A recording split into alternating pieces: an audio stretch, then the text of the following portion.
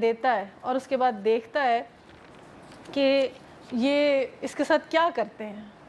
اوپر اللہ کی تدبیر ہوتی ہے اور شیطان ذلیل کرانے والے کاموں میں لگواتا ہے, دلیلیں دیتا ہے.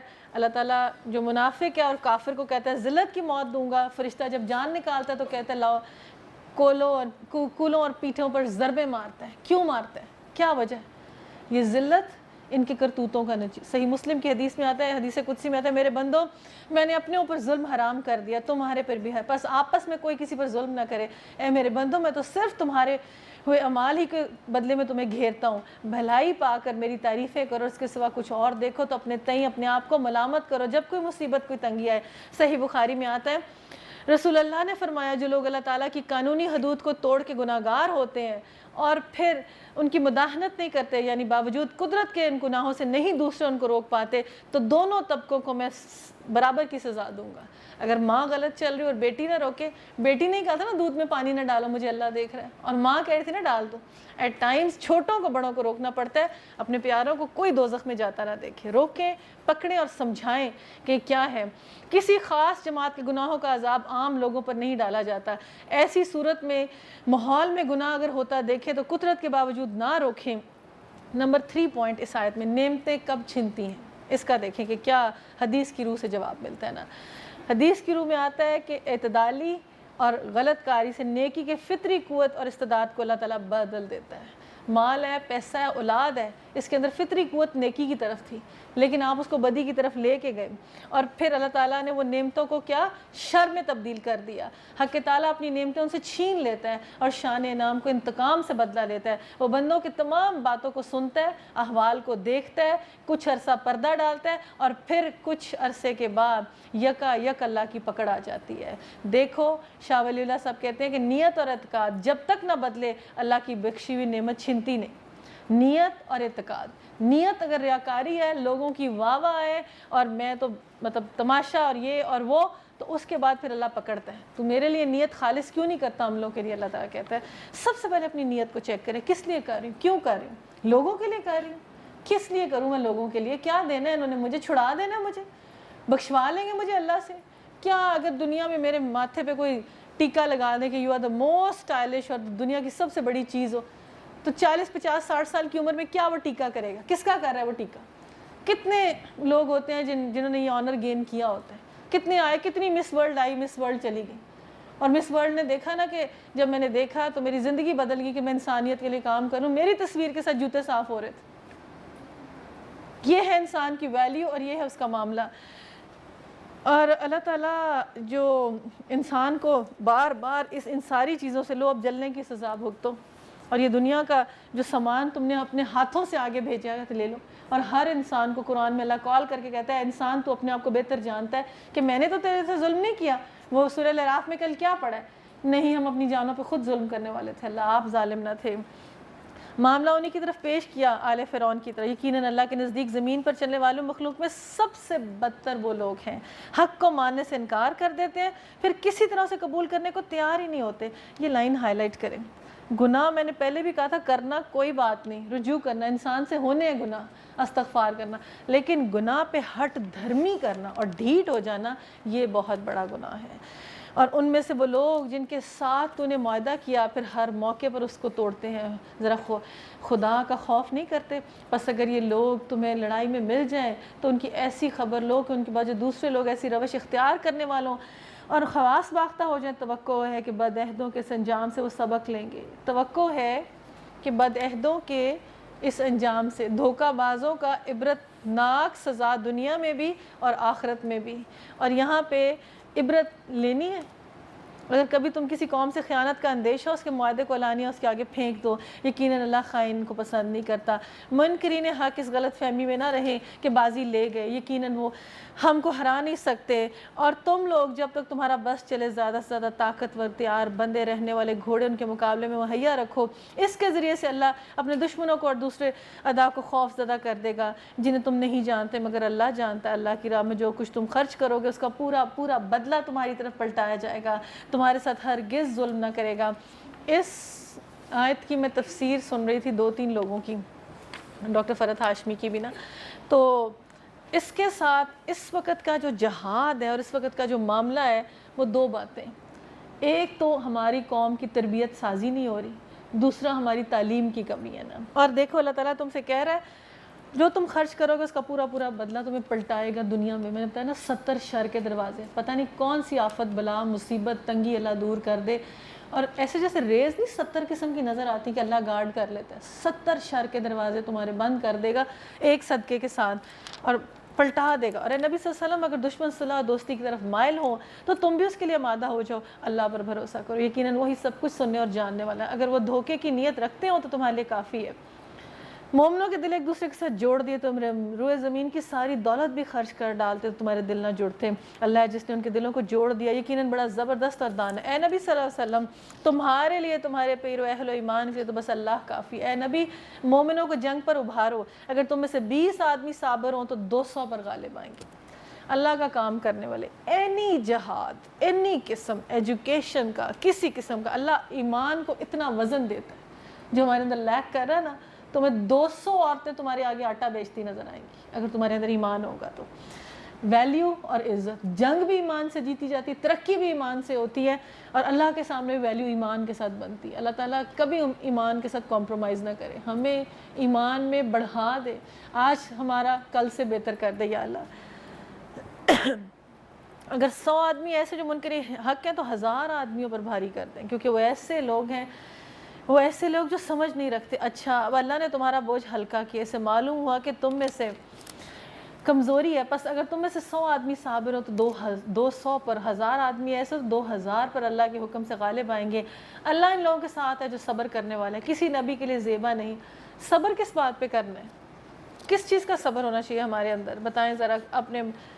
وَلَسْتَرْ إِنَّ الْإِنسَانَ لَفِي خُسْرٍ، کیسے ہو صبر نا؟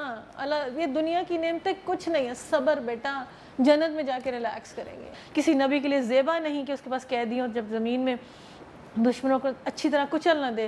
تم لوگ دنیا کے فائدے چاہتے ہو، حالانکہ اللہ کے پیش نظر آخرت بہتر ہے، اللہ غالب اور حکیم ہے۔ اگر اللہ کا نوشتہ پہلے نہ لکھا جا چکا ہوتا تو جو کچھ تم لوگوں نے کیا اس کی پاداش میں تم کو بڑی سزا دیتا۔ بس جو کچھ تم نے مال حاصل کیا اسے کھاؤ، حلال اور پاک، اللہ سے ڈرتے رہو، یقیناً اللہ درگزر کرنے والا اور رحم فرمانے والا ہے۔ نبی صلی اللہ علیہ وسلم نے فرمایا، اے لوگو، ابن آدم کی کمر سیدھی رکھنے کے لیے 2 لقمے کافی ہیں، 2 لقمے۔ ہم تو ساری دنیا کھا جائیں تو ہم سیر نہیں ہوتے، جتنا مرضی ہماری افطاریوں پہ سج جائے، کیونکہ ہماری روح بھوکی ہو چکی ہے نا غلاظت کی، مادہ چیزوں کی۔ ہماری روح کو جو قرآن کی ضرورت تھی نا، وہ قرآن اتنی ڈائٹ نہیں ملی، تو اس کے بعد پھر یہ دنیاوی گند کھانے کا عادی ہو گیا۔ نبی صلی اللہ علیہ وسلم تو لوگوں کے قبضے میں جو قیدی ان سے کہو اللہ کو معلوم تمہارے دلوں میں کچھ خیر ہے، تمہیں اس سے بڑھ چڑھ کر دے گا، جو تم سے لیا گیا تمہاری خطائیں معاف کرے گا، اللہ درگزر کرنے والا رحم فرمانے والا ہے۔ لیکن اگر وہ تیرے ساتھ خیانت کا ارادہ رکھے تو اس سے پہلے وہ اللہ کے ساتھ خیانت کر چکے، چنانچہ اس کی سزا اللہ نے انہیں دی، وہ تیرے قابو میں آ گئے، اللہ سب کچھ جانتا اور حکیم ہے۔ جن لوگوں نے جو پرزنرز آف وار ہوں ان کے ساتھ کیا کیا جائے، ان کے ساتھ ایک ڈیل کی جائے۔ امریکہ کے اندر بھی نا کوئی کانسیپٹ جیل کا نہیں تھا۔ 1857 کے اندر نا جو امریکن وار کے اندر پرزنرز آتے اور برٹشرز اور یہ سارے ملتے تو ایک وائٹ لائن ڈرا کر دیتے تھے، بس قید نہیں تھی، کھلے میدان میں لے جا کے نا ایک وائٹ لائن، اس کو ڈیڈ لائن کہتے تھے۔ اس ڈیڈ لائن کے پاس جب کوئی جاتا تھا نا اور اس ڈیڈ لائن کے آگے جانے لگتا تھا تو جو لوگ اوپر بیٹھے تھے وہ گولی مار دیتے تھے نا اس کو۔ نو قید خانہ، نتھنگ، اس طرح کوئی سلسلہ نہیں تھا۔ اس نے اس ڈیڈ لائن کو اتنا اچھا ایکسپلین کیا ہوا تھا کہ سب لوگوں کی ایک ڈیڈ لائن ہے، مرنے کے ساتھ ہماری بھی ایک ڈیڈ لائن ہے، اور ہم اس کے ساتھ کیا کر رہے ہیں نا، فرشتہ آئے گا اور ڈیڈ ڈکلیئر کر کے ہمیں لے جائے گا، پھر ہم دیکھیں کہ ہمارے پاس جنت ہے کہ دوزخ ہے۔ جن لوگوں نے ایمان قبول کیا، ہجرت کی، اللہ کی راہ میں اپنی جانیں لڑائیں، اپنے مال کھپائے، جن لوگوں نے ہجرت کرنے والوں کو جگہ دی، ان کی مدد کی، وہی دراصل ایک دوسرے کے ولی ہیں۔ تعاونوا علی البر والتقوی والعدوان، نیکی اور خیر کے کاموں میں ایک دوسرے کا تعاون کرو، ایک دوسرے کو سپورٹ کرو، ایک دوسرے کو اپریشیٹ کرو۔ رہے وہ لوگ جو ایمان لے آئیں، ہجرت کر کے دارالسلام میں نہیں ہے تو ان سے تمہارا ولایت کا کوئی تعلق نہیں، جب تک وہ ہجرت کر کے آ نہ جائیں۔ ہاں اگر وہ دین کے معاملے میں تم سے مدد مانگے تو ان کی مدد کرنا تم پر فرض ہے۔ لیکن اگر کسی ایسی قوم کے خلاف نہیں جسے تمہارا معاہدہ، تو جو کچھ تم کرتے ہو اللہ اسے دیکھتے. جو لوگ منکرین حق ہیں وہ ایک دوسرے کی حمایت کرتے ہیں، اور اگر تم ایسا نہ کرو کہ فتنہ اور بڑا فساد برپا ہوگا. جو لوگ ایمان لائے، جنہوں نے اللہ کی راہ میں گھر بار چھوڑا، جد و جہد کی، جنہوں نے، اب یہاں دیکھیں، جنہوں نے اپنا گھر بار چھوڑا. کوئی بڑا کام کرنے کے لیے نا گھر بار چھوڑنا پڑتا ہے، اور اگر گھر نہ چھوڑا جائے اور گھر پوری طرح میرا فٹ فیٹ رہے اور ساری چیزیں سیدھی رہے، اور پھر یہی سچے مومن کے اس کے لیے خطائیں سے درگزر ہے. بہترین رزق ہے جو لوگ بعد میں ایمان لائے، ہجرت کر کے آئے، تمہارے ساتھ مل کر جد و جہد کرنے لگے، وہ بھی تم ہی میں شامل ہیں، مگر اللہ کی کتاب میں خون کے رشتے ایک دوسرے سے زیادہ حقدار ہیں. یقیناً اللہ ہر چیز کو جانتا ہے. سبحانک اللہم و بحمدک، نشہد ان لا الہ الا انت، نستغفرک و نتوب الیک.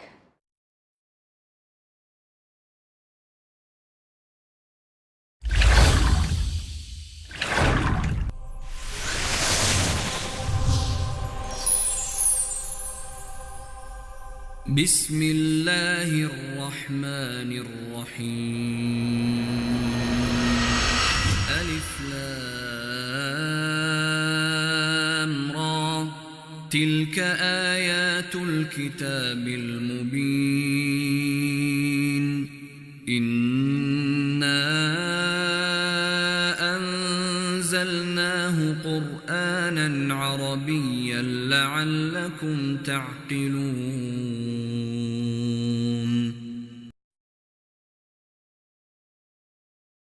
صلی علی رسولہ الکریم. اما بعد، فاعوذ باللہ من الشیطان الرجیم. بسم اللہ الرحمن الرحیم. رب اشرح لی صدری ویسر لی امری واحلل عقدۃ من لسانی یفقہوا قولی. رب زدنی علما، رب زدنی علما، رب زدنی علما. سورۃ توبہ کے بارے میں آتا ہے کہ اگر اس کی تلاوت کی جائے تو اللہ تعالیٰ اس کو صالحین کی دوستی عطا فرمائے گا. استابیت کتاب الرؤیا اور علامہ ابن قیم جوزی. سورت کا پس منظر: سورہ انفال سورہ حجرات کے بعد نازل ہوئی. حضور صلی اللہ علیہ وسلم کی عادت تھی جو آیات قرآنی نازل ہوتی وہ آپ فرما دیتے، فوراً تلاوت کرتے اور وہ دوسروں کو لکھواتے. ان وجوہ کو نظر میں رکھتے سورہ انفال تمام غزوہ بدر اس کے متعلقات پر مشتمل تھی، اور یوم بدر کو قرآن میں یوم فرقان کہا گیا. یوم فرقان کہا گیا.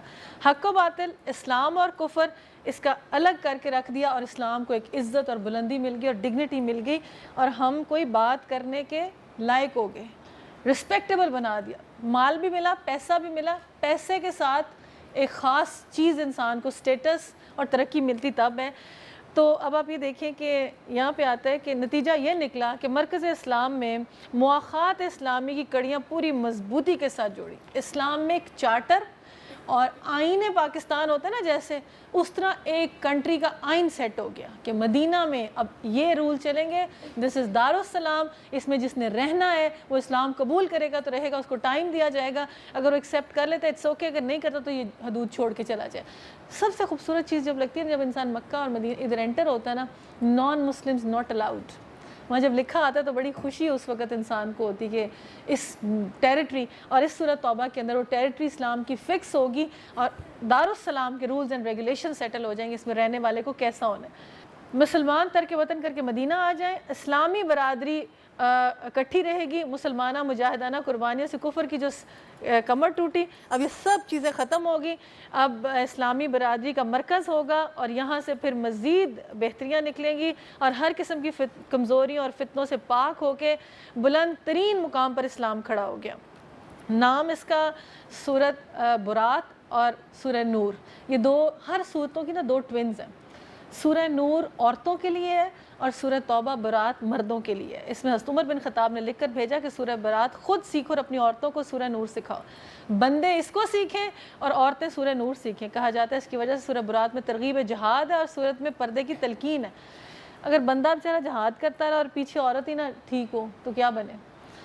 انفال اور برا کا ربط: حضرت عثمان بن عفان فرماتے ہیں رسول اللہ کے زمانے میں سورہ انفال اور سورہ برات کو ہم جوڑا کہا کرتے تھے، اور طباع طوال میں اس کو ایک جگہ لکھا. ابن عباس کہتے ہیں کہ برات اپنے حضرات نے دونوں کو ایک جمع کی اور دونوں کے بیچ میں بسم اللہ نہیں لکھی اور نہ پڑھی. حضرت عثمان نے فرمایا رسول اللہ نے متعدد صورتیں نازل ہونے کا سلسلہ جاری ہوا، لیکن جب رسول اللہ نے سورہ برات اور سورہ توبہ لکھوائی تو نہ بسم اللہ لکھوائی نہ بسم اللہ پڑھی. بسم اللہ نہ لکھنے کی وجہ آپ کے خیال میں کیا ہو سکتی؟ ایسے جیسے انسان کو ایک آرڈر آ جائے نا اور اس آرڈر کو وہ آ کے بس فٹافٹ اسٹریٹ اوے سنانا شروع کر دے. وجہ یہ بیان کی، حضرت ابن عباس بیان کرتے ہیں کہ بس نبی صلی اللہ علیہ وسلم نے نہیں پڑھی تو ہم بھی نہیں پڑھیں گے. امان اور برات تلوار لے کر اتری ہے، یہ سورہ توبہ تلوار لے کر اتری ہے. عثمان غنی اپنے خلاف کے عہد میں جب قرآن میں کی کتابی صورت میں ترتیب دی تو سب صورتوں کے سورہ توبہ کے شروع میں بسم اللہ نہ تھی، اس لیے انہوں نے بھی نہ. اور اس طرح ڈفرنٹ اس چیز کی حدیث ملتی ہیں کہ اس کے سٹارٹ میں بسم اللہ نہیں. رسول اللہ صلی اللہ علیہ وسلم قریش کے درمیان اس کی بیک گراؤنڈ کیا ہے چھوٹی سی مختصر کر کے بتا دوں. نبی صلی اللہ علیہ وسلم قریش کے درمیان معاہدہ ہو چکا تھا اور بنی جزا کے مسلمانوں کے بنی بکر قریش کے خلیف تھے. بنی بکر نے معاہدے کی پرواہ کیے بغیر قریش کے اسلحہ وغیرہ سے مظالم حملہ آوروں کی مدد کی. اس طرح قریش ان کے خلیف دونوں آپس میں لڑے. 8 ہجری میں نبی صلی اللہ علیہ وسلم نے اچانک حملہ کر کے مکہ معظمہ بڑی آسانی سے فتح کر لی. ان قبائل کے سوا دوسرے قبائل عرب سے مسلمانوں کا میعادی کام تھا اور سورت کے مختلف آیات مختلف قبائل پر نازل ہے. شروع کی آیات میں غالباً مشرکین کے لیے اور انہیں کہا گیا کہ 4 ماہ کی مہلت دی جائے گی. اسلامی برادری میں شامل ہو جاؤ تو وطن چھوڑ کر مرکز ایمان اور توحید کی وجود میں آ جاؤ تو پھر تمہارے خلاف جنگ نہیں کی جائے گی، اور نہیں تو اس مہلت کے بعد اگر تم نہیں تو پھر تمہیں جنگ لڑنا ہوگی. چین و امن کے ساتھ مسلمانوں سے بے خوف ہو کر 4 مہینے ملک میں گھومتے پھرتے رہو، اور اگر تم اس کو قبول کر لو تو اٹس بیٹر. یہاں پہ جو حج کے موقع پر بھیجا، پہلے تو حضرت ابوبکر کو کہا کہ وہ جائیں، پھر اس کے بعد نہیں کہا، پھر اس کے بعد کہا کہ نہیں حضرت علی جائیں گے، اور وہ جا کے وہاں پہ نا حج کے موقع کے اوپر یہ صورت حضرت علی کو بھیجنے کی وجوہات. حضرت علی کے بھیجنے مصلحت یہ تھی کہ عرب کا دستور تھا کہ عہد و پیغام عزیز و اقارب لے کے آتے. صدیق اکبر کے خاندانی عزیز و اقارب نہ تھے اور تمام حجت کے حضرت علی کو روانہ کیا. حج کا خطبہ اور نماز صدیق اکبر نے پڑھی اور سورت کی 40 آیتیں حضرت علی نے پڑھ کے عید الاضحیٰ کے موقع پر لوگوں کو سنائی اور کافروں کو سنائی، اور ان آیات کے ساتھ اعلان کر دیا کہ آئندہ سال کوئی مشرک حج نہیں کرے گا. اور یہ وہ اعلان ہے جو آج تک چل رہا ہے. اس میں کوئی مشرک گھسے گا نہیں، کوئی مشرک حج نہیں کر سکے گا نا. اور اعلان کن کے خلاف ہوگا؟ اور 9 ذی الحج کا جو حج ہے وہ فتح مکہ ہے، اور نبی صلی اللہ علیہ وسلم کا یہ لاسٹ پیریڈ تھا جب کہ پیک اور بلندی اور ترقی اسلام کو دے گئے، اور 1.25 لاکھ کا مجمع نے حج کیا. اور اس کی بیک گراؤنڈ دیکھیں کہ کس طرح سے پیشنس. اور اگر ہارورڈ یونیورسٹی کے باہر لگائیں کہ 2 most successful people, holy prophet محمد صلی اللہ علیہ وسلم اینڈ حضرت یوسف علیہ السلام، ان دونوں کے ساتھ لگائیں مینز ایلٹیٹیوڈ از ہز ایٹیٹیوڈ. یہ اپنے صبر، اپنے پیشنس، اپنے درگزر اور اپنے معافی، یہ قاتلوں کو بھی معاف کرتے تھے. ٹیک اے لیسن فرام دس وہ کہیں، اور ہمارے پاس میں نبی اور ہم اس سے لیسن نہ لے سکے. اعلان برات اللہ اس کے رسول کی طرف سے مشرکین کو جن میں سے تم نے معاہدے کیے تھے. پس تم لوگ ملک میں 4 مہینے چلو پھر جان رکھو تم اللہ کو عاجز کرنے والے نہیں ہو. یہ اللہ منکرین حق و رسوا کرنے والا ہے. اطلاع عام ہے اللہ اور اس کے رسول کی طرف سے حج اکبر کے دن تمام لوگوں کے لیے. اللہ مشرکین سے بری ذمہ ہے، اس کا رسول بھی. اب اگر تم لوگ توبہ کر لو تو تمہارے لیے بہتر ہے. جو منہ پھیرتے ہو تو خوب سمجھ لو تم اللہ کو عاجز کرنے والے. اے نبی صلی اللہ علیہ وسلم، انکار کرنے والوں کو سخت عذاب کی خوشخبری سنا دو. بجز ان مشرکین کے جن سے انہوں نے معاہدے کیے پھر اپنے عہد کو پورا کیا اور کوئی کمی نہ کی نہ تمہارے خلاف کسی کی مدد کی، تو ایسے لوگوں کے ساتھ تم بھی مدت معاہدے تک وفا کرو. اللہ متقیوں کو پسند کرتا ہے. حج اکبر اور حج اصغر. حج اکبر حج کو کہتے ہیں اور حج اصغر عمرے کو کہتے ہیں. کوئی حج اکبر والا کانسیپٹ نہیں ہے کہ جمعے کے دن حج ہو تو حج اصغر ہو جائے اور یہ سارا سلسلہ. اور حج اور عمرے کی زیادہ سے زیادہ ترغیب کرنی چاہیے، اور اس کو بھی جہاد کی فارم فیمیلز کے لیے کہا گیا. کثرت سے حج اور عمرے کرنا گناہوں کو دھو ڈالتا ہے، اور اگر آپ استطاعت رکھتے ہیں تو اس نفلی عبادت کا اور کوئی بدل نہیں ہے. بس جب حرام مہینے گزر جائیں تو مشرکین کو قتل کرو، جہاں پاؤ انہیں پکڑو گھیرو اور ہر گھات میں ان کی خبر لینے کے لیے بیٹھو. پھر اگر وہ توبہ کر لیں، نماز قائم کریں، زکوٰۃ دیں تو انہیں چھوڑ دو. اللہ درگزر کرنے والا، رحم فرمانے. اگر مشرکین میں سے کوئی شخص پناہ مانگ لے، تمہارے پاس آ جائے، اللہ کا کلام سنے تو اسے پناہ دے دو، یہاں تک کہ اللہ کا کلام سن لے، پھر اسے اس کے مابین تک پہنچا دو. اس لیے یہ کرنا چاہیے کہ لوگ علم نہیں رکھتے. ان مشرکین کے لیے اللہ اور اس کے رسول کے نزدیک کوئی عہد آخر کیسے ہو سکتا ہے بجز ان لوگوں کے جن سے تم نے مسجد حرام کے پاس معاہدہ کیا. تو جب تک وہ تمہارے ساتھ سیدھے رہیں تم بھی ان کے ساتھ سیدھے رہو، کیونکہ اللہ متقیوں کو پسند کرتا ہے۔ ان کے سوا دوسرے مشرکین کے ساتھ کوئی عہد کیسے ہو سکتا ہے؟ جبکہ ان کا حال یہ ہے کہ تم پر قابو پا جائیں تو نہ تمہارے معاملے میں کسی قرابت کا لحاظ کریں نہ کسی معاہدے کی ذمہ داری، اپنی زبانیں سے تم کو راضی کرنے کی کوشش کرتے ہیں مگر دل ان کے انکار کرتے ہیں۔ ان میں سے اکثر فاسق ہیں۔ فسق ہوتا ہے اپنی حدود توڑ کے باہر نکل جانا۔ اللہ نے حدود سیٹ کی ہے، اللہ نے لمٹس اور باؤنڈری بنائی ہے۔ ابھی میں نے بتایا نا ڈیڈ لائن دی ہے، لیکن ہم اس ڈیڈ لائن کو اس طرح سے کرتے ہیں کہ اس وقت کے دور میں کون کون سا جہاد ہو سکتا ہے۔ Let's have 2 minutes discussion, 3 minutes discussion.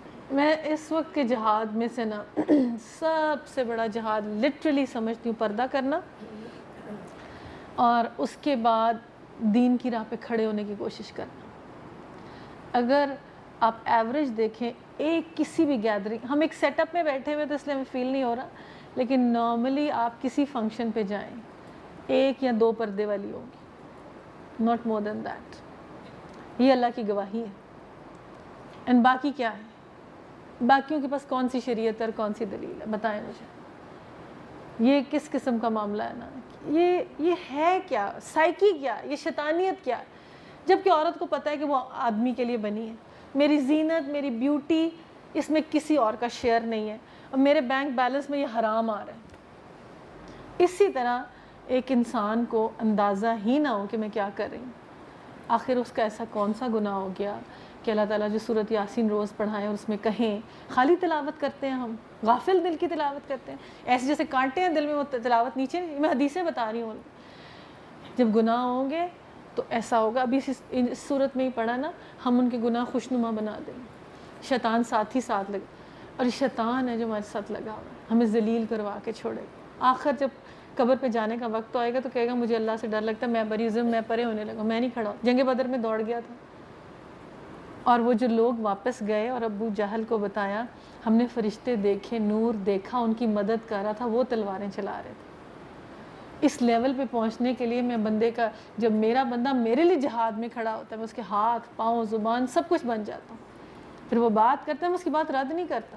Us level پہ پہنچنے کے لیے نفس کا جہاد، جہاد اکبر، اور باقی جہاد، جہاد اصغر۔ حج کر لیں، سب کچھ کر لیں، اٹس اصغر۔ اکبر، دا بگیسٹ جہاد، اپنے نفس کے ساتھ جہاد کر کے دکھائیں، استطاعت کے باوجود صبر کر کے دکھائیں، پیشنس کر کے دکھائیں۔ کر سکتے ہیں، امپلیمنٹیشن میں آ سکتا ہے، کیوں نہیں آ سکتا؟ اب ہمارے لیے اور کون، میں نے آپ کو اوپن ہاؤس دیا ہے، آپ بتائیں کون سا جہاد؟ عورت کا تو یہی جہاد ہے نا، اور تو کوئی ہمارے جہاد نہیں۔ چلے ایجوکیشن کا بھی ہو گیا، چیریٹی کا بھی ہو گیا، اچھے کاموں کا بھی ہو گیا، سوشل ورک کا بھی ہو گیا، لیکن اگر سوشل ورک کر کے یہی نہ ٹھیک ہوا تو کیا فائدہ ہوا سوشل ورک؟ ان دونوں میں، نفس کے جہاد میں کوئی اور چیز آتی ہو کہ عورت کی جو بنائی گئی چیزیں جس کے اندر ہمیں جہاد کرنا، جو نبی صلی اللہ علیہ وسلم نے کہہ دی، یہ پہلی چیز، عورت ساری کی ساری ستر ہے، پردے کی چیز ہے، گھر میں ٹک کے بیٹھنے والی چیز ہے، اولاد کے حقوق ادا کرنے چاہیے، میکسیمم ٹائم اپنی اولاد، یہ اس کی دولت ہے، شیطان اس دولت کو اڑوا دے گا اس سے۔ جتنا نبی صلی اللہ علیہ وسلم نے فرمایا اپنا پورا وقت بھی عورت اپنے بچوں کو دے دے تو کم ہے، اور کہاں ہم ٹائم دیں نا، کہاں ہمارے ہاتھوں میں سے ریز نکلیں، کہاں ہم دعا مانگیں، کہاں ہم بسم اللہ کریں، کہاں ہم پھونکے ماریں گے۔ آل دا ٹائم ماں یہی کرتی، چاہے چھوٹی ہو چاہے بڑی ہو، ہر ماں کے اندر ممتا اللہ نے رکھ دی، تو کچھ نہ کچھ، اور وہ جو تھوڑا سا بھی ٹائم ہم نے ٹائم بیچ میں سے مس کر دیا، وہ کسی اور کے پاس رہ گئے، کتنی لیکنگ بات ہے، کتنی تکلیف دہ بات ہے نا۔ پلیز یہ والا جہاد کر لیں، ہم اپنی اولادوں کو اچھا سا بنا لیں، دنیاوی لحاظ سے بھی اور دینی لحاظ تو میں نام ہی نہیں آپ سے کبھی لیتی، ہم ان کی اخلاقی تربیت کر لیں، ہم ان کی کردار سازی کر لیں، انہیں اچھائی برائی کی تمیز بتا کے پھر دنیا میں لانچ کریں۔ دنیا میں ہمیں ترقی کرنی ہے، ہر صورت کرنی ہے، ہمیں اچیو کرنے ہیں، اور پھر کسی مومن کے معاملے میں نہ قرابت کا لحاظ کریں، نہ کسی عہد کی ذمہ داری کا زیادتی، ہمیشہ انہی کی طرف سے۔ بس اگر یہ توبہ کر لیں، نماز قائم کریں، زکوٰۃ دیں، تمہارے دینی بھائی جاننے والوں کے لیے ہم اپنے احکام واضح کیے دیتے ہیں۔ اگر عہد کرنے کے بعد پھر اپنی قسموں کو توڑ ڈالیں، تمہارے دین پر حملہ کرنا شروع کر دیں، تو کفر کے علمبرداروں سے جنگ کرو، کیونکہ ان کی قسموں کا کوئی اعتبار نہیں، شاید پھر تلوار ہی کے زور سے باز آئیں گے۔ کیا تم نہ لڑو گے ایسے لوگوں سے جو اپنے عہد توڑتے ہیں، جنہوں نے رسول کو رسول کو ملک سے نکال دینے کا قصد کیا تھا، زیادتی کی ابتدا کرنے والے وہی تھے۔ کیا تم ان سے ڈرتے ہو؟ اگر تم مومن ہو تو اللہ اس کا زیادہ مستحق ہے کہ اس سے ڈرو، ان سے ڈرو۔ اللہ تمہارے ہاتھوں سے ان کو سزا دلوائے گا، انہیں ذلیل و خوار کرے گا، ان کے مقابلے میں تمہاری مدد کرے گا، بہت سے مومنوں کے دل ٹھنڈے کرے گا، ان کے قلوب کی جلن مٹا دے گا، اور جسے چاہے گا توبہ کی توفیق بھی دے گا۔ اللہ سب کچھ جاننے والا دانا ہے۔ کیا تم لوگوں نے سمجھ رکھا ہے یوں ہی چھوڑ دیے جاؤ گے؟ ہائی لائٹ کریں اس بات کو، کیا تم لوگوں نے سمجھ رکھا ہے کہ یوں ہی چھوڑ دیے جاؤ گے؟ تمہاری پکڑ نہ ہوگی، جس کے پاس جتنی استطاعت، energy, potential, strength, capability, ideas, potential زیادہ ہیں، اس کی اتنی زیادہ پکڑ ہوگی۔ اور پھر کیا تم لوگ سمجھ رکھا ہے کہ یوں ہی چھوڑ دیے جاؤ گے؟ حالانکہ ابھی اللہ نے تو دیکھا ہی نہیں تم میں سے کون وہ لوگ ہیں جنہوں نے اس کی راہ میں جان فشانی کی۔ اللہ اور رسول اور مومنین کے سوا کسی کو جگری دوست نہ بناؤ، جو کچھ تم کرتے ہو اللہ اس سے باخبر۔ اصول زندگی، اپنا مقصد ڈھونڈیں، دین اللہ کے لیے خالص اور دوستی اللہ کے لیے خالص۔ کن لوگوں کے ساتھ دوستی ہونی چاہیے؟ کیسے لوگوں کے لیے؟ کیا معیار؟ اللہ اور رسول اور مومنین، these are the best friends. کتنے لوگ ہیں who are lucky to have such kind of friends کہ جن کے پاس معیار بھی دوستی کا یہ ہے۔ میں ایک دو باتیں بتانا چاہ رہی تھی جس میں نبی صلی اللہ علیہ وسلم نے کہا کہ انسان کا دین اس کے دوست پر ہوتا ہے، جیسا اس کا دوست ہوتا ہے ویسا اس کا دین ہو جاتا ہے نا۔ اور اگر man is recognized by the company keeps friends, اور کبھی کمپرومائز نہ کریں، ہمیشہ بچوں کے فرینڈس کے پاس بیٹھ کے دیکھیں، تباہ کر کے رکھ دیں گے۔ چھوٹے ہوتے سے اگر برے بچے مل گئے آپ کے فرینڈس کو، دیکھیں ان کی مدرس کیسی ہیں، دیکھیں ان کے بچے کیسے ہیں۔ چھوٹے ہونا جو ہے نا وہ زیادہ امپورٹنٹ فیز ہے، اور بڑے ہو کے، اور بچیاں جب بھی قرآن کی ایک تھیم آتی ہے کہ انسان گناہ کرتا ہے اپنی فرینڈس کی ہلا شیری سے، فرینڈز اس کو سپورٹ کرتے ہیں، اوکے کچھ نہیں ہوتا، پھر کیا ہو۔ اگر اچھی فرینڈ ساتھ ہو نا اور کہے کہ بوائے فرینڈ بری بات، تو وہ بری لگنا شروع ہو جاتی ہے۔ اگر بری فرینڈ ساتھ ہو نا اور وہ سپورٹیو ہو جائے تو وہ بات اچھی لگنا شروع ہو جاتی ہے۔ تم میں سے تمہارے رفیق شیطان ہے، تمہارے دوست۔ اور انسان نا ایسی کئی دفعہ سچویشنز میں آ جاتا ہے کہ شیطانوں کو پسند کرنا شروع ہو جاتا ہے نا، اور ان شیطانوں کی فرینڈشپ میں بیٹھنا، ہر وہ معیار جس کے ساتھ تم بیٹھے ہوئے ہو اگر وہ تمہیں دنیا کی طرف لے کے جا رہا ہے نا، تو تمہیں دنیا کی طرف، تو شیطان کا بدترین روپ ہے، خواہ تمہاری اولاد ہی کیوں نہ۔ اور ہر وہ شخص جس کی کمپنی میں تم بیٹھے ہو ہر منٹ کے بعد تمہیں اللہ کے ساتھ کنیکٹ کر رہا ہے نا، تو وہ رحمان کا بندہ ہے۔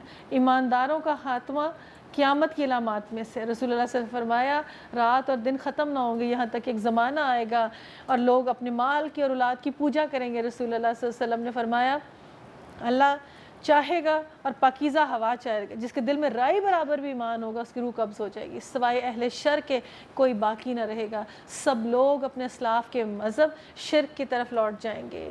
اب یہ سپر پاورز اور امریکہ اور یہ ساری چیزیں دیکھیں نا کہ شرک اور کس طرح ان ساری معاملات کو کس پیک پہ لے کے گئے ہوئے۔ مشرکین کا کام یہ نہیں کہ اللہ کی مسجد کے مجاور و خادم بنے اور اپنے اوپر وہ خود کفر کی شہادت دے، ان کے تو سارے اعمال ضائع ہو گئے، جہنم میں انہیں ہمیشہ رہنا۔ اللہ کی مسجدوں کو آباد کرنے کا مجاور اور خادم تو وہی لوگ ہو سکتے ہیں جو اللہ روز آخرت کو مانیں، نماز قائم کریں، زکوٰۃ دیں، اللہ کے سوا کسی سے نہ ڈریں۔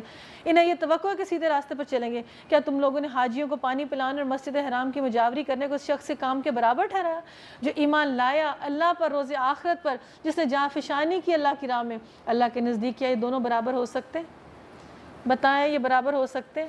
اللہ ظالموں کی رہنمائی نہیں کرتا، اللہ کہتا ہاں تو انہی لوگوں کا بڑا درجہ ہے جو ایمان لائے اور جنہوں نے اس کی راہ میں گھر پر چھوڑے، جان اور مال سے جہاد کیا۔ آپ یہ دیکھیں، اس رکوع کو بہت غور سے سنیں اور ہائی لائٹ کریں اور اصول زندگی بنائیں۔ فرسٹ کیٹیگری، اپنا گھر بار چھوڑا، اللہ کے دین کو قائم کیا اور مال لگایا۔ یہ کیٹیگری 5 ٹائمز ریپیٹ ہو رہی ہے ابھی تک، اب آگے بھی آپ اس کو دیکھیں، کیٹیگرائز کریں کہ ٹاپ لیول پہ کیا چیز ہے۔ جو میں سوچتی ہوں نا کہ وہ ویتنام کا میں آپ کو بتاتی ہوں تو میرے سامنے ان آیتوں کے ساتھ کریکٹر اور ملک آتے ہیں، یہ تو بالکل ہماری آیتوں کے مطابق اپنے ملک کو سنبھال کے بیٹھے ہیں، یہ تو اپنی کمیونٹی کو ایسے سرو کریں، اور وہ گھر چھوڑتے ہیں، کمیونٹی سروس کے لیے بھی گھر چھوڑتے ہیں۔ میں کہتی ہوں کہ ہم صرف انہی آیتوں کو تھوڑا سا دیکھیں، بڑا درجہ ہے ان لوگوں کا جو ایمان لائے اور انہوں نے گھر بار چھوڑے، جان و مال سے جہاد کیا، یہی کامیاب لوگ ہیں. دا موسٹ سکسیسفل لوگ اولئک هم الفائزون، ہائیسٹ کیٹیگری کے لوگ. اپنی رحمت اور خوشنودی میں ایسی جنتوں کی بشارتیں دیتا ہوں جہاں ان کے لیے پائیدار عیش کا سامان ہوگا، ان میں وہ ہمیشہ رہیں گے. یقیناً اللہ کے پاس خدمات کا صلہ دینے کو بہت کچھ ہے. اے لوگوں جو ایمان لائے ہو، اپنے باپوں اپنے بھائیوں کو بھی اپنا رفیق نہ بناؤ اگر وہ ایمان پر کفر کو ترجیح دے. تم میں سے جو ان کو رفیق بنائے وہی ظالم ہوگا. اور اے بھی نبی صلی اللہ علیہ وسلم کہہ دو، اگر تمہارے باپ اور تمہارے بیٹے، تمہارے بھائی، تمہاری بیویاں، تمہارے عزیز و اقارب، تمہارے وہ مال جو تم نے کمائے اور تمہارے وہ کاروبار جن کے مان پڑ جانے کا خوف، اور تمہارے وہ گھر جو تمہیں پسند ہے، تم کو اللہ اور اس کے رسول کی راہ میں آنے سے جہاد سے عزیز تر ہیں، تو انتظار کرو، اللہ اپنا فیصلہ لے آئے گا. اللہ فاسق لوگوں کی رہنمائی نہیں کرتا. ایسے جیسے ہیمرنگ آئے تھے، ہیمرنگ، ڈنڈے مارنے والی، کوئی کونا نہیں اللہ نے چھوڑا. باپ، بھائی، بیٹے، برادری، عزیز و اقارب، کاروبار، گھر، اور گھروں کے ساتھ کیا آتا ہے جو تمہیں بڑے پسند ہیں. عورتوں، اگر نہیں چھوڑو گی، نہیں جہاد کرو گی تو موت کا فرشتہ ڈنڈے مار کے لے کے جائے گا. اس سے پہلے خدا حافظ اس گھر کو. ایمان آئے تو ابو جہل کیا کہتے تھے، اے محمد صلی اللہ علیہ وسلم کیا جادو کرتا ہے، مکہ میں لوگ بھرے گھر چھوڑ کے مدینہ چلے گئے. اور انہی کو رضی اللہ تعالیٰ عنہم کہہ دیا قرآن میں، ذالک لمن خشی ربی، یہ ڈر گئے اللہ کے آگے کھڑے ہونے سے، تو ان کو اللہ نے دنیا میں خطاب دے دیا، رضی اللہ تم سے راضی ہو گیا، تم نے اتنی بڑی نیکی کر لی نا. آج جس کسی کو بھی کہے نا کہ پلیز اپنے آپ کو حقیر نہ جانے، آپ ایک کا آنا امپورٹنٹ ہے.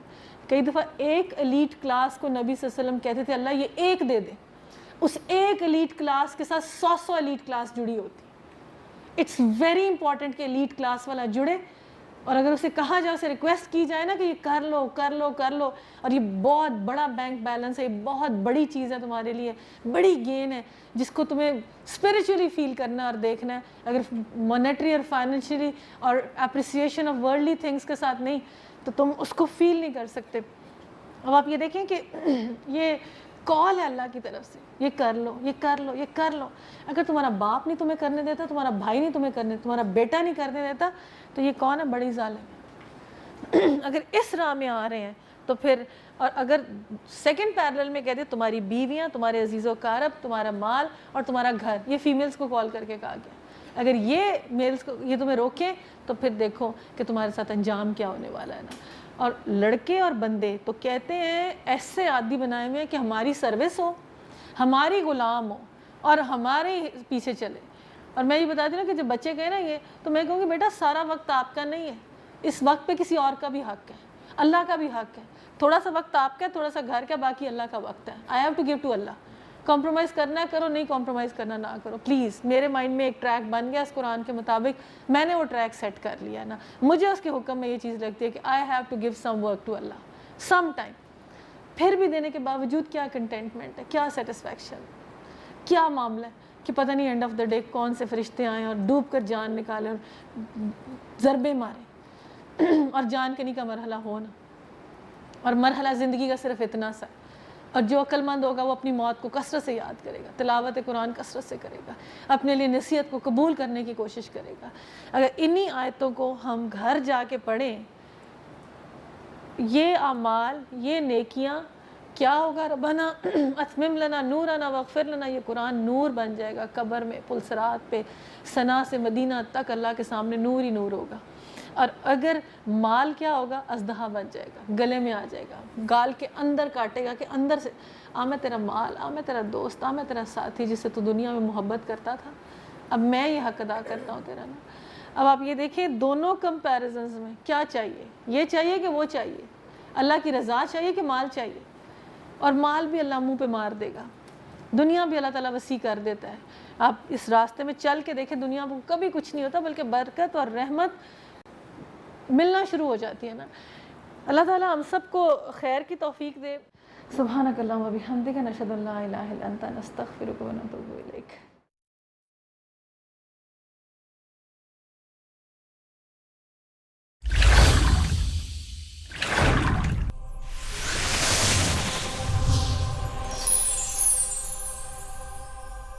بسم اللہ الرحمن الرحیم. الف لام را تلك آيات الكتاب المبين إنا أنزلناه قرآنا عربيا لعلكم تعقلون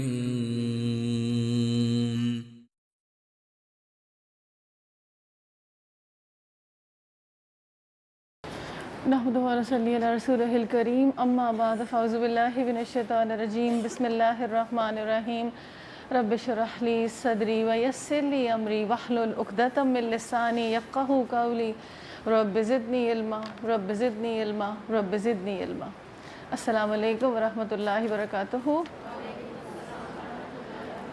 اللہ کا شکر جس نے اس کا ذکر بلند کرنے کی ہمیں توفیق عطا فرمائی، اور یہاں سورہ توبہ کے جس ٹاپکس اور تھیم میں سے گزر رہے ہیں اس میں آپ دو چیزوں کو نوٹ کریں گے۔ ایک تو جہاد کرو، جانوں سے مالوں سے۔ معاملہ یہ آتا ہے کہ اگر تمہاری جہاد کے اندر رشتہ داری رکاوٹ بنے تو تمہیں بڑی سخت سزا ملے گی۔ اور رشتہ داری میں کیا آتا ہے آیت؟ اب تمہارے رفیق بھائی اور بیویاں، بیٹے، عزیز و اقارب، مال جو کماتے ہو، کاروبار یا گھر، کوئی چیز نہیں اللہ نے چھوڑی کہ یہ اگر ایک بھی چیز راستے میں آبسٹیکل بن رہی ہے نا تو تمہیں اسٹیپ کر کے آگے آ جانا ہے۔ اگر تمہارا ایمان کمال درجے پہ پہنچا ہوا ہے اور اللہ کی خوشنودی چاہتے ہو اور آخرت چاہتے ہو تو تم کسی چیز کو حجت نہیں بناؤ گے نا۔ اور نبی صلی اللہ علیہ وسلم لوگوں کو جب وہ کھیتی کر رہے ہوتے تھے نا تو ڈانٹا کرتے تھے کہ یہ تم جانوروں کی دمیں پکڑ کے کیا کرتے رہتے ہو؟ اگر تم دین کے لیے کام کرو گے، اسلام کے لیے کام کرو گے، تم ساری چیزیں خرید سکو گے اور تم ایسا نظام رائج کر سکو گے جس کے اندر سارے معاملات آسان ہو جائیں گے۔ رسول اللہ صلی اللہ علیہ وسلم کی خدمت میں حاضر ہو، حضرت عمر بن خطاب کا ہاتھ پکڑے ہوئے تھے۔ حضرت عمر نے عرض کیا یا رسول اللہ، خدا کی قسم آپ مجھے سوائے اپنی جان کی ہر چیز سے زیادہ محبوب ہے۔ نبی صلی اللہ علیہ وسلم نے فرمایا اس وقت تک کوئی مومن نہیں ہو سکتا جب تک کہ اس کی نظر میں اس کی جان سے زیادہ میں محبوب نہ ہو جاؤں۔ آپ میں سے کتنے لوگ ہیں جن کا ایمان کمپلیٹ ہے، جنہیں نبی صلی اللہ علیہ وسلم محبوب ہیں؟ جلدی سے بتائیں۔ باپ، بیٹے، بھائی، برادری، گھر، مال، اسباب۔ اب رشتہ داروں کے لیے حد بندی کی گئی کہ ان کے ساتھ محبت ہے، مضبوط تعلق ہے، لیکن لیمٹس ہیں، باؤنڈری ہے۔ جہاں اللہ اور اس کے رسول کا حکم آ جائے وہاں رشتہ دار نہیں آئے گا۔ اور ہجرت چھوڑنے کی بھی سزا، حسن بصری فرماتے ہیں اس آیت میں جو ہجرت کے لیے اگلا قدم ہے اس میں کہا گیا کہ اگر تمہیں ترک وطن بھی کرنا پڑے تو کوئی بات نہیں، اور پسندیدہ کیا چیز ہے؟ دارالسلام میں رہو، دارالکفر میں مت رہو۔ اور ناپسندیدہ اگر صرف تم تعلیم لینے جا رہے ہو کہ ہنر سیکھنے جا رہے ہو دارالکفر میں تو اٹس اوکے، لیکن اگر ویسے تم دارالکفر والوں کو اپنا فنڈ، اپنا پیسہ، اپنی سارے ریزروز ہم دے کے مزے سے ان کا ملک دیکھنے چلے جاتے ہیں نا، دس از ویری کامن تھنگ نا۔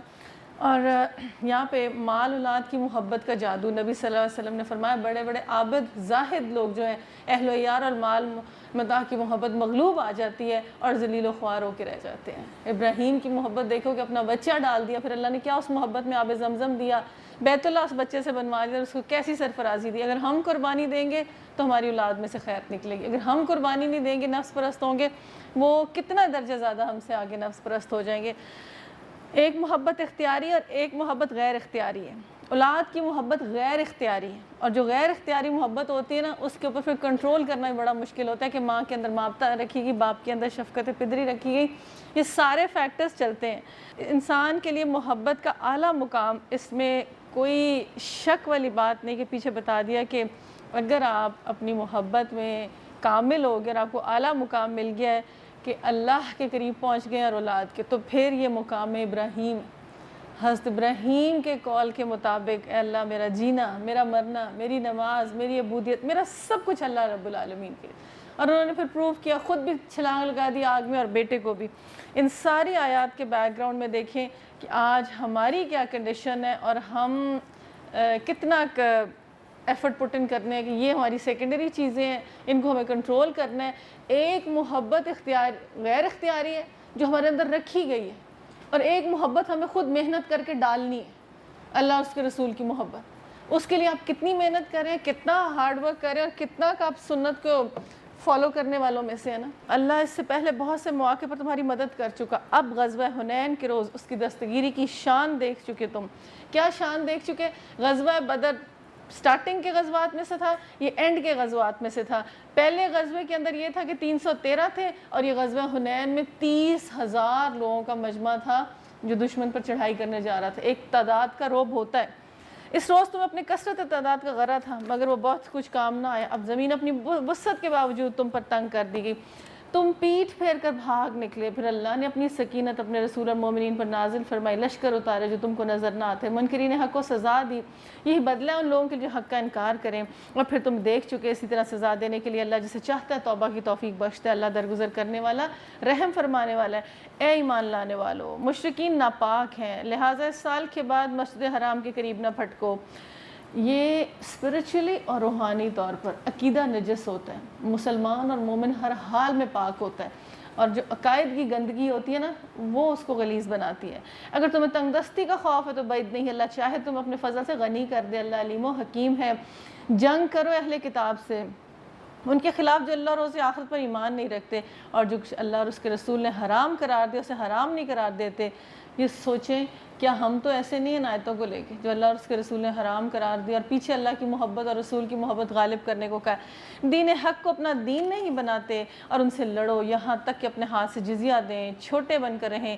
یہودی کہتے ہیں عزیر اللہ کا بیٹا ہے، اور عیسائی کہتے ہیں مسیح اللہ کا بیٹا ہے۔ یہ بے حقیقت بات ہے جو اپنی زبان سے نکالتے ہیں۔ ان لوگوں کو دیکھا دیکھی جن سے پہلے کفر میں مبتلا ہوئے، خدا کی مار ان پر، یہ کہاں سے دھوکہ کھا رہے ہیں۔ انہوں نے اپنے علماء اور درویشوں کے اللہ کے سوا اپنا رب بنا لیا۔ ہائی لائٹ کریں اس بات کو۔ اور آیت نمبر 31 میں لعنت زدہ لوگوں کے لیے کہا گیا ہے کہ یہ پیر اور بابے اور ان کو اتنا سٹیٹس دے دیتے ہیں کہ خدا کے درجے میں پہنچا دیتے ہیں۔ کہیں آپ کی مائنڈ میں ایسی چیز آتی؟ اپنا رب بنا لے۔ اس طرح مسیح ابن مریم کو بھی حالانکہ ان کو ایک معبود کے سوا کسی کی بندگی کرنے کا حکم نہیں دیا گیا، اور معبود عبد، وہ ہے خالق، وہ ہے رازق، وہ ہے مالک، اور ہم ہیں بندے۔ اور بندے کے پاس کوئی اختیار نہیں کسی چیز کو بنانے کا، مٹانے کا، چلانے کا۔ وہ رب کے پاس سارے اختیارات ہیں، جس کے سوا کوئی مستحق عبادت نہیں۔ پاک ہے وہ ان کا مشرکانہ باتوں سے جو کرتے ہیں۔ یہ لوگ چاہتے ہیں اللہ کی روشنی کو اپنی پھونکوں سے بجھا دے، مگر اللہ اپنی روشنی کو مکمل کیے بغیر ماننے والا نہیں۔ اور خواہ کافروں کے کتنا ہی ناگوار ہو، اللہ ہی ہے جس نے اپنے رسول کو ہدایت اور دین حق کے ساتھ بھیجا، اسے پوری جنس دین پر غالب کر دے، خواہ مشرکوں کو کتنا ہی ناگوار لگے۔ اے ایمان لانے والو، ان اہل کتاب کے اکثر علماء اور درویشوں کا حال یہ ہے کہ لوگوں کے مال باطل طریقوں سے کھاتے ہیں اور انہیں اللہ کی راہ سے روکتے ہیں۔ دردناک سزا کی خوشخبری دو جو ان کو سونا اور چاندی جمع کر کے رکھتے ہیں، انہیں خدا کی راہ میں خرچ نہیں کرتے۔ ایک دن آئے گا اسی سونے چاندی پر جہنم کی آگ دہکائی جائے گی، پھر اس سے ان لوگوں کی پیشانی اور پہلوں اور پیٹھوں کو داغا جائے گا۔ یہ ہے وہ خزانہ جو تم نے اپنے لیے جمع کیا تھا، لو اپنی سمیٹی ہوئی دولت کا مزہ چکھو۔ پیچھے اللہ تعالیٰ ترغیب دیتا ہے، لگا لو اللہ کی راہ میں، خرچ کر لو۔ کوئی پیچھے کسی کے لیے خرچ نہیں کرتا، جو اپنے ہاتھ سے لگاؤ گے نا وہی تمہیں ملے گا۔ اور نبی صلی اللہ علیہ وسلم جسے عقل مند ڈکلیئر کرتے ہیں وہ لائن بنائیں اپنے کالم، اور جسے بیوقوف ڈکلیئر کرتے ہیں وہ لائن بنائیں۔ عقل مند اس سے ڈکلیئر کرتے ہیں کہ جو کبھی نہ آخرت بیچے، ہمیشہ آخرت کو مد نظر رکھے کہ مجھے یہ چیز فائدہ دے گی کہ نہیں دے گی۔ اور بیوقوف اس کو کہتے ہیں جو آخرت بیچ کے دنیا۔ اور پھر نبی صلی اللہ علیہ وسلم نے ایک جگہ بیوقوف کا، تم نے بیوقوف دیکھنا، اور وہ بیوقوف ایسا بیوقوف جو اپنے وارثوں کے مال کی حفاظت کرتا کرتا مر جاتا اور اپنے لیے کچھ کر ہی نہیں جاتا۔ بس جو تو نے آگے بھیج دیا وہ بچ گیا، جو کھا لیا، جو پہن لیا وہ ختم، باقی سب وارثوں کا ہے کہ جو مرضی جس طرح سے مرضی اڑائیں۔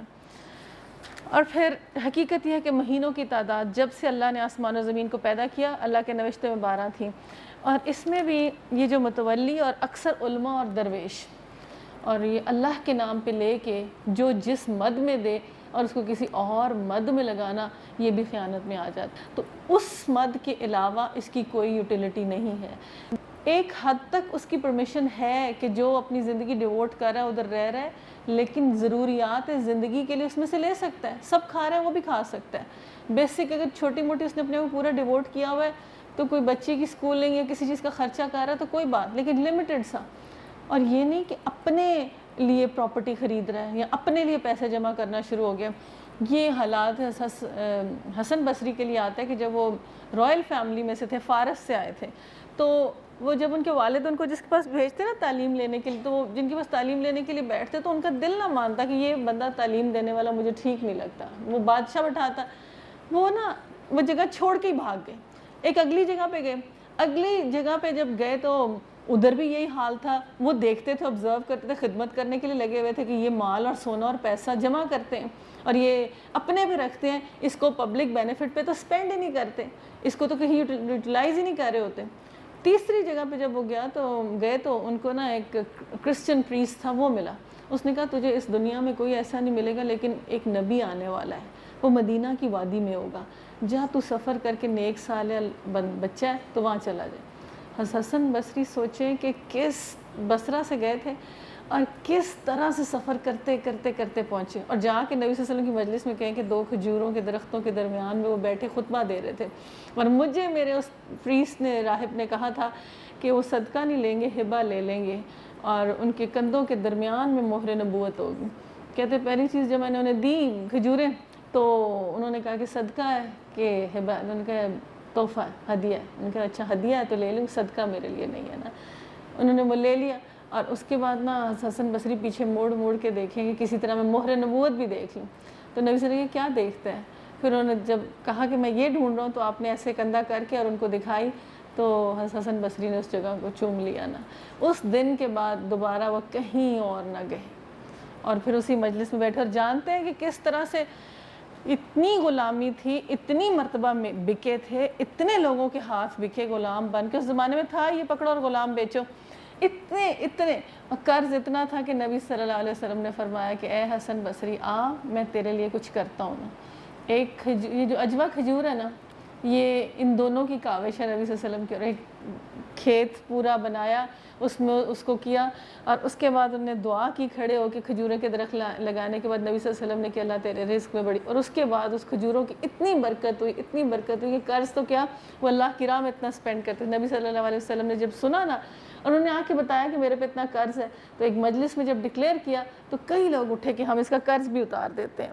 اللہ کی راہ میں نکلنا اور اللہ کی راہ میں لگانا، ان فیکٹرز کو اللہ کرے کہ ہم سمجھ پائیں اس لیول کو۔ اور یہ تو مال، اور اس کے بعد 2 فیکٹرز ان آیات میں آ رہے ہیں۔ مال جمع کر کے رکھنا ناپسندیدہ ترین کاموں میں سے ہے۔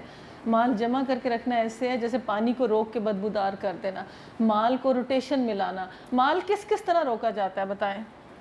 سب سے زیادہ عورتوں میں نے دیکھے تو مال کی محبت میں بڑی گرفتار، اور معراج کے موقع پہ جب نبی صلی اللہ علیہ وسلم واپس آئے تو آپ نے کہا کہ میخوں کی طرح ٹھوکی ہوئی ہوں اور صدقہ کم کرتی ہوں، خرچ کم کرتی ہوں۔ تو حضرت بلال نے بڑی چادر بچھائی اور ساری خواتین نے اپنے کنگن اور اپنا سامان اور اپنے زیور اتار کے دینا شروع، یا رسول اللہ ہم جنت میں جانا چاہتی ہیں۔ اور صدقہ، نبی صلی اللہ علیہ وسلم جو لمبے ہاتھ والی ہوگی، زیادہ خرچ کرنے والی ہوگی، وہ مجھے سب سے پہلے آ کے ملے گی۔ تو زینب اپنا ہاتھ ناپنا شروع ہوگی تو سب ہنسنا شروع ہوگی، یہ لمبا ہاتھ نہیں بلکہ جو خرچ کرنے میں لمبا ہاتھ ہے۔ حقیقت یہ ہے کہ مہینوں کی تعداد جب سے اللہ نے زمین و آسمان پیدا کیا، اللہ کے نوشتے میں 12 ہی ہیں، ان میں سے 4 مہینے حرام ہے، یہی ٹھیک ضابطہ ہے، لہٰذا ان 4 مہینے میں اپنے ظلم نہ کرو، مشرکوں سے سب لڑو جس طرح وہ سب مل کر تم سے لڑتے تھے، جان رکھو اللہ متقیوں کے لیے ہے، نسی تو کفر اور ایک مزید کافرانہ حرکت ہے۔ یہ کافر لوگ گمراہی میں مبتلا کسی سال 1 مہینے کو حلال کرتے ہیں اور کسی سال اس کو حرام کرتے ہیں تاکہ اللہ کے حرام کیے مہینوں کی تعداد پوری کر دیں۔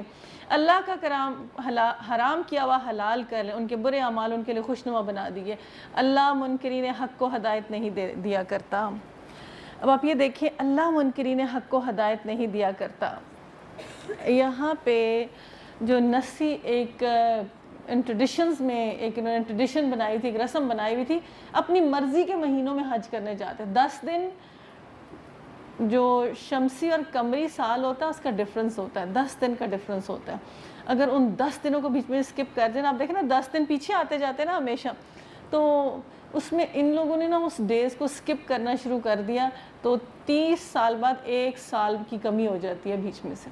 اگر 10 دن کا کریں نا، تو انہوں نے اس کی ڈفرینس کر کے تو اس طرح سے کریٹ کر لیتے تھے کہ ٹھنڈے مہینے میں ہی حج جائے نا، حج کرتے ضرور تھے لیکن مرضی کے مہینے میں۔ تو اللہ تعالیٰ اس کی سختی سے کہ اللہ تعالیٰ کی طرف سے مہینے 12 ہی ہیں، اور اس کے بعد جو دن ہیں وہ حرمت والے، وہ جو ڈکلیئرڈ ہیں۔ اے لوگوں جو ایمان لائے ہو، تمہیں کیا ہو گیا جب تم سے کہا جاتا ہے اللہ کی راہ میں نکلنے کے لیے نکلو تو زمین سے چمٹ جاتے ہو؟ کس زمین سے چمٹتے ہیں؟ اس کو اپنی زندگی کے اندر اپلائی کر کے دیکھیں کہ کیا آپ لوگ کرتے ہیں۔ جب اللہ کی راہ میں یا قرآن کلاس یا دین کی کلاس میں جانا ہوتا ہے تو کیا ہوتا ہے آپ لوگوں کا معاملہ؟ زمین، ہائے میرا گھر، ہائے میرے بچے، میں تو ہل نہیں سکتی، بڑی ہماری ذمہ داری ہے۔ آخرت کے مقابلے میں دنیا کی زندگی کو پسند کرتے ہو، ایسا ہے تمہیں معلوم ہو کہ دنیاوی زندگی کا یہ سبب اور سر و سامان آخرت میں بڑا تھوڑا نکلے گا۔ تم نہ اٹھو گے تو خدا تمہیں دردناک سزا دے گا، تمہاری جگہ کسی اور گروہ کو اٹھائے گا، اور تم خدا کا کچھ نہ بگاڑ سکو گے۔ ہر چیز پر قدرت رکھتا ہے۔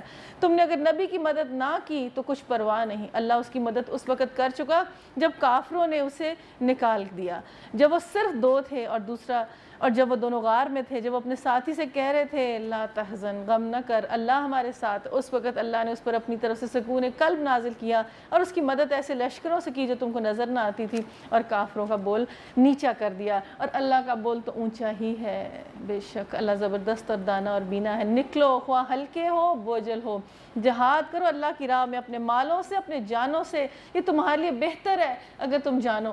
اللہ نصیحت کر رہا ہے، نکلو خواہ بوجھل ہو خواہ ہلکے۔ کیا ہوتا ہے اس وقت نارملی ہم سوئے رہ جاتے ہیں، یہ جو ٹائم ہوتا ہے صبح فجر کے بعد چلیے 8 بجے کلاسز شروع ہو جائیں، ہماری زندگیاں تباہی پھیرنے میں نا برٹش گورنمنٹ کا بڑا ہاتھ تھا۔ جس وقت آخری مغل کنگ گیا تو اس وقت ہمارے 22 مدرسے، آرگنائزڈ مدرسے کام کر رہے تھے جن کو گورنمنٹ پوری طرح سپورٹ کرتی تھی۔ 5 بجے وہ مدرسہ آن ہوتا اور اس میں جو علماء کرام تھے، اس میں جو دیندار لوگوں کی ایک بہت بڑی چین تھی جو صبح بچے ادھر بھیجتے ایک سیف سراؤنڈنگز میں، اور ایک بہت ہی اچھا روحانیت والا سیٹ اپ تھا۔ برٹشرز جب آئے تو ان کو اس سسٹم سے بڑی خار ہوئی اور انہوں نے کہا یہ تو بیت المال پہ بڑا بوجھ ہے اور بند کرو ان کے مدرسے اور انسٹیٹیوٹس نا۔ وہ زوال تھا مسلمانوں کا، بگیسٹ زوال مسلمانوں کا، اور اس وقت اس سے بھی بڑا زوال ہم پہ آیا ہوا ہے کہ یہ اللہ تعالیٰ نا کہہ رہے نکلو خواہ بوجھل خواہ ہلکے۔ اگر نہیں ہم یہ ہر 10واں گھر مدرسہ یا انسٹیٹیوٹ بنائیں گے نا، تعلیمی ایجوکیشن دنیاوی لحاظ سے بھی ہم نالائق 0 پہ، ہمارے پاس کچھ پلے نہیں، ایجوکیٹڈ قوم نہیں ہے ہم، اگر نہیں نکلو گے خوار اور ذلیل ہو جاؤ گے۔ اور ہوئے ہیں اس وقت مسلمان دونوں کیٹیگریز میں، دنیا والی میں بھی دین ایسی جس کو نام دیا گیا نا مولوی، اور جس کو نام دیا گیا نا کہ گاؤن پہن لیں اور نماز پڑھ لیں، یہ فرض ہے۔ دین اپلیکیشن ہوتی ہے عام زندگی کے اندر کہ آنیسٹ انسان چل رہا ہے، یہ کسی کو دھوکہ دینے والا نہیں، اللہ کی ریکگنیشن والا بندہ ہے، یہ چیٹ کرنے والا بندہ نہیں، مین آف پرنسپلز ہے، اس کے اصول ہیں زندگی کے۔ دین از اے وے آف لائف۔ دین کوئی گالی نہیں ہے جس کو ہم نے اس طرح کے بنا لیا۔ دین تو ٹریننگ کا نام تھا۔ سر سید احمد خان، یہ ساری چینز سب مدرسوں میں ان کے جو بیسٹ ٹیچر تھے انہوں نے ان کو گروم کر کے کہاں سے کہاں تک پہنچایا نا۔ لیکن آگے جو اب ہمارے حالات ہیں، کتنے لوگ ہیں جن کے بچے دینی ایجوکیشن لے رہے ہیں، کتنا بڑا ہمارا نقصان ہوا ہے۔ وہ صرف دنیا پرست، زر پرست، اور اس کے علاوہ انہیں کوئی ڈسکشن نہیں آتی، اور ان کی پرسنالٹیز دیکھیں کیا پرسنالٹیز، وہ جو معتدل پرسنالٹی، بیلنس پرسنالٹی ہونی چاہیے تھی نا دنیا دار اور دیندار کی، وہ کمبینیشن بنا ہی نا۔ دو کمبینیشنز بن گئے، ایک دیندار بن گیا ٹوٹلی اور ایک دنیا دار بن گیا ٹوٹلی، اور حالانکہ یہ دونوں کو اکٹھے ہو کے معتدل پرسنالٹی بننی چاہیے تھی۔ ریزن کیا ہوا؟ اور ریزن جو ایک بڑا ریزن ہے نا، یہ یاد رکھیں آپ کے پیچھے جو مال خرچ کرو، اگر تم اس کو روکے رکھو گے نا تو تمہارے پورے گھر کی تباہی ہو جائے گی۔ زیادہ ثواب والا دینار، رسول اللہ صلی اللہ علیہ وسلم نے فرمایا، ایک وہ دینار جس کو تو راہ خدا میں خرچ کرے دے، اور ایک وہ دینار جو کسی غلام پر خرچ کرے، ایک وہ دینار جو کسی مسکین کو خیرات دے، اور ایک وہ دینار جو اپنے بال بچوں کی ضرورت پر